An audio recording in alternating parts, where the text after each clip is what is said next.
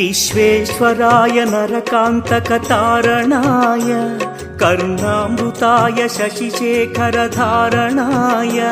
कर्पूरकान्तिधवलाय जटाधराय दारिद्र्यदुःखदहनाय नमः शिवाय गौरीप्रियाय रजनीशकलाधराय